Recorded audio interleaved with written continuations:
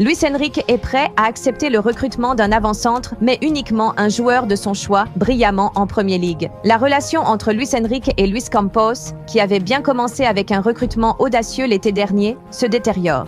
Luis Campos veut absolument un numéro 9, avec des noms comme Victor Osimhen ou Victor Gyökeres en tête, mais Enrique ne voit pas une urgence en attaque. Cependant, face aux échecs en Ligue des Champions, il a finalement poussé pour Alexander Isak, l'attaquant de Newcastle, qui plaît par sa rapidité et ses qualités techniques. Le PSG devra débourser 100 millions d'euros pour convaincre Newcastle, qui prévoit déjà un possible remplacement avec Victor Gyökeres. Barcelone traverse une période difficile sous la direction de Hansi Flick. Bien que l'équipe ne joue pas toujours mal, une série de résultats négatifs hante les Blaugrana. La dernière défaite, à domicile contre l'Atlético Madrid, n'a fait qu'aggraver leur mauvaise dynamique.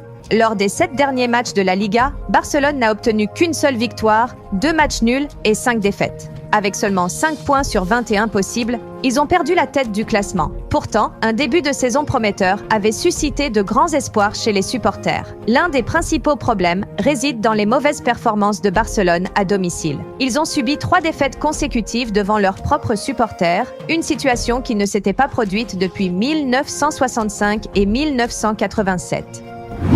Vinicius Junior a reçu le trophée The Best, récompensant le meilleur joueur de l'année selon les votes recueillis par la FIFA. Dans ce scrutin, Didier Deschamps a mis le Brésilien devant Kylian Mbappé. Au moment de voter pour désigner le meilleur footballeur de 2024, le sélectionneur de l'équipe de France n'a pas tergiversé, Didier Deschamps classant Vinicius Junior devant Kylian Mbappé et Rodri. La FIFA a confirmé que le sélectionneur des Bleus avait placé l'attaquant madrilène devant le capitaine français et le Ballon d'Or. Et forcément, cela a fait un peu de bruit. Revenant sur ce choix de Didier Deschamps, Bertrand Latour estime que tout cela est assez sidérant. Le journaliste de Canal+ a confirmé, lors du Canal Football Club, que le clan Mbappé n'était pas du genre à apprécier ce vote assumé du sélectionneur national et que cela confirmait que la relation entre les deux hommes n'était pas au beau fixe. Indésirable au PSG, Randal Kolo Muani a de grandes chances de rebondir dans un top club européen lors du mercato hivernal. Selon la presse anglaise, Manchester City est intéressé par son arrivée. Absent du groupe de joueurs retenu par Luis Enrique pour les 2 derniers matchs contre l'Olympique lyonnais et Monaco en Ligue 1, Randal Kolo Muani n'a plus d'avenir au Paris Saint-Germain. Son futur est scellé. L'international tricolore va quitter le club parisien lors de ce mercato hivernal et le moins que l'on puisse dire, c'est que sa situation attire de nombreux courtisans. Des clubs allemands sont intéressés au même titre que Monaco ou encore Manchester United et la Juventus Turin. Mais plus étonnant, Manchester City est également sur les rangs d'après les informations du média britannique Give Me Sport. Dans une crise sans précédent qui ne s'est pas arrangée avec la défaite face à Aston Villa samedi après-midi, le champion d'Angleterre en titre cherche des renforts de toute urgence dans l'optique du mercato hivernal et aimerait notamment s'offrir les services d'un attaquant. L'idée est à la fois de recruter un joueur pour mettre Erling Haaland en concurrence, mais qui serait également capable de dépanner sur les côtés ou en tant que second attaquant. Le profil de Randal Kolo Muani coche toutes les cases, raison pour laquelle Pep Guardiola a directement contacté l'état-major du PSG selon le média britannique. L'idée du technicien catalan serait de faire venir l'ancien buteur de Francfort sous forme de prêt avec option d'achat afin de jauger Randal Kolo Muani pendant 6 mois avant de prendre une décision définitive le concernant en juin prochain. Cet intérêt ne manquera pas de surprendre car à première vue, Randal Kolo Muani ne semble pas être le profil de joueur apprécié par Pep Guardiola qui, à l'instar de Luis Enrique, privilégie habituellement des éléments très techniques plutôt que des joueurs de rupture et de profondeur. Mais le technicien catalan a jugé que ce type de profil lui manquait au sein de son effectif, raison pour laquelle Manchester City est en passe de surprendre tout le monde en se lançant à l'assaut de Randal Kolo Muani lors de ce mercato hivernal. La question est maintenant de savoir si le PSG acceptera l'idée d'un prêt et qui plus est chez un concurrent direct pour la qualification aux play-offs en Ligue des Champions ou si le Qatar privilégiera un transfert sec au mois de janvier.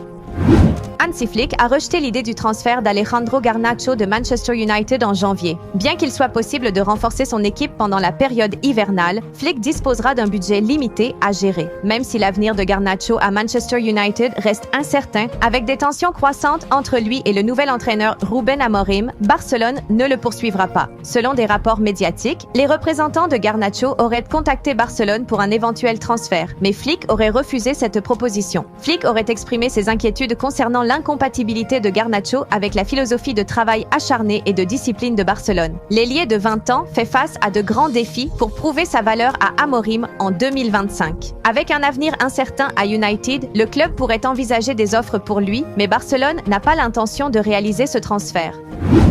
Manchester United a subi une lourde défaite 3-0 face à Bournemouth à Old Trafford. Les Red Devils n'ont pas pu réagir malgré quelques occasions créées. Bournemouth a pris l'avantage grâce à un but de la tête de Dean Huijsen en première mi-temps. Ensuite, Manchester United a continué à avoir des difficultés à percer la défense de Bournemouth. Un penalty de Justin Kluivert, suite à une faute de Noussair Mazraoui, a permis d'aggraver l'avance des visiteurs. Un autre but d'Antoine Semenyo en fin de match a ajouté de l'amertume à cette défaite. Cette défaite constitue un coup dur pour Manchester United. Il se retrouve désormais à la 13e place du classement de la Premier League avec 22 points. Face à une saison catastrophique marquée par une dernière place en Ligue 1 et seulement 9 points en 15 matchs, Montpellier cherche à se renforcer cet hiver après un mercato estival sans recrutement. Jean-Louis Gasset et Laurent Nicolin espèrent du sang neuf pour éviter une relégation quasi inévitable. Concernant la rumeur d'un retour d'Eli Wahi, le président Nicolin a expliqué dans Midi Libre: si l'OM prend en charge son salaire et nous le prête, pourquoi pas? Mais je n'en suis pas au courant. Cependant, cette hypothèse semble peu réaliste, d'autant que Wahi ne souhaite pas partir cet hiver, et Montpellier pourrait difficilement le séduire malgré son passé réussi au club. À la recherche d'un attaquant de pointe pour préparer l'après-Griezmann, l'Atlético de Madrid a jeté son dévolu sur Jonathan David. L'attaquant du LOSC arrivera en fin de contrat à l'issue de la saison. Malheureusement pour les Colchoneros, Antoine Griezmann n'est pas éternel. On pensait qu'il était sur la pente descendante, mais sa première moitié de saison avec l'Atlético de Madrid prouve le contraire. Depuis l'annonce de sa retraite internationale en septembre dernier, Griezmann enchaîne les prestations XXL, tant en Espagne qu'en Ligue des Champions. Avec 11 buts et 6 passes décisives en 25 matchs, toutes compétitions confondues, le numéro 7 Rojiblanco brille. Cependant, toutes les bonnes choses ont une fin. La presse espagnole a récemment révélé qu'il vivait probablement sa dernière saison en Liga. Pour le remplacer, l'Atlético de Madrid a fait de Jonathan David sa priorité absolue. Une triste nouvelle frappe les Girondins de Bordeaux et tous les amateurs de football français. Pierre Labat, surnommé Pierrot, est décédé dans la nuit de samedi à dimanche. Membre incontournable du club aquitain, il a accompagné de nombreuses générations de joueurs en tant que directeur du centre de formation. De Bixente Lizarazu à Jules Koundé, en passant par Christophe Dugarry et Aurélien Tchouaméni. Éducateur du club dans les années 1980, après avoir été un jeune joueur dès 1952, il était resté fidèle aux Girondins, même après sa retraite, pour superviser des joueurs ou des futurs adversaires. Pierre Labat avait également été adjoint d'Elie Baup dans les années 2000, comme en témoigne la photo ci-dessus. Le Real Madrid a réussi à dominer Séville lors de la 18e journée de la Liga au Santiago Bernabéu. Ce match a été animé, mais surtout en première mi-temps. En seconde période, le rythme du jeu a diminué, notamment après que Madrid a creusé l'écart. Les buts de Madrid ont été inscrits par Kylian Mbappé, Federico Valverde, Rodrigo et Brahim Diaz. Du côté de Séville, les buteurs étaient Isaac Romero et Dodi Lukebakio. Avec ce résultat, le Real Madrid totalise 40 points en 18 matchs et grimpe à la 2e place du classement provisoire de la Liga. En revanche, Séville occupe la 12e position avec 22 points.